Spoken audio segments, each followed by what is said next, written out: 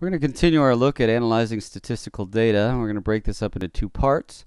In section 1, we learned the median, and that was the middle score, and that divides our scores in half. If we take that first half, or the lower half, and divide that in half again, we can find what's called the first quartile. If we take the upper half and look for the middle of that again, we will find what's called the third quartile. We represent that as Q sub 1, the first quartile. That's the median between the minimum or smallest number and the actual median. Q3, the third quartile, is the median between the real median and the maximum or highest score. So again, the maximum is the highest score, minimum is the lowest score. While we're at it, we can learn something called the range of scores, which is the maximum minus the minimum, or largest minus smaller scores. So let's put some of this to use in an example. So we've got our stem and leaf plot below. We're going to find the median, first quartile, and the third quartile. So as we count through our scores, we'll find that the median here is 85. We got 1, 2, 3, 4, 5, 6, 7, 8 scores above it, or before it, and 1, 2, 3, 4, 5, 6, 7, 8 scores after it. So 85 is the median. Now we're going to use that number to look for the first quartile. We're going to count. There's 1, 2, 3, 4, 5, 6, 7, 8, 9 scores. Looking for the one in the middle, and that would be 73, because there's 1, 2, 3, 4 scores before it, and 1, 2, 3, 4, including the median, scores after it. So 73 would be the first quartile. Third quartile, we've got 1, 2, 3, 4, 5, 6, 7, 8, 9 scores again, because we're using the median again. And that would be the score of 92, because there are 1, 2, 3, 4 scores before it, and 1, 2, 3, 4 scores after it.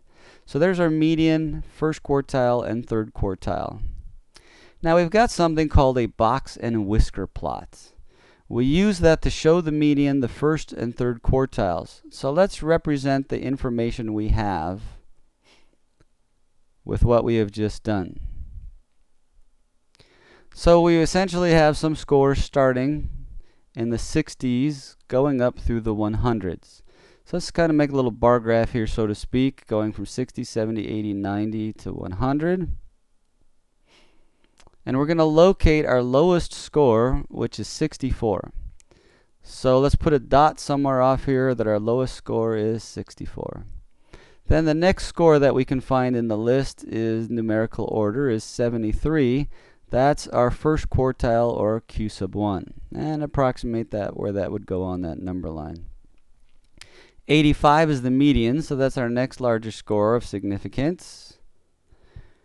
92 is our third quartile, and then our maximum score here was 100. That was the highest score. So what we're going to do is we're going to draw lines between the lowest score in the first quartile, highest score in the third quartile. We're going to put a box around, going through the first and third quartile, going around the median. And we're going to draw another line through the median, and this is called a box and whisker plot. Kind of looks like whiskers on a cat, so to speak. And that represents all of the data that we have in a nice little graph. So what we want to do is we want to get familiar with this by looking at our next example, as we're going to compare two sets of data. So let's look at these two box and whisker plots, two sets of data. One of them going from approximately the mid-50s. So let's put all the information for class 1 in. Let's put all the information for class 2 in. So let's start answering our questions.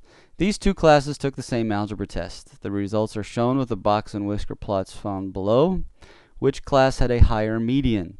Well, remember, the line through inside the box represents the median. We can approximate that this one is somewhere low 80s, low to mid 80s, and this one looks approximately like it's 90. So we can answer that question by saying class 1, the median looks like 90, which is greater than class 2, whereas the median looks like it's low to mid 80s.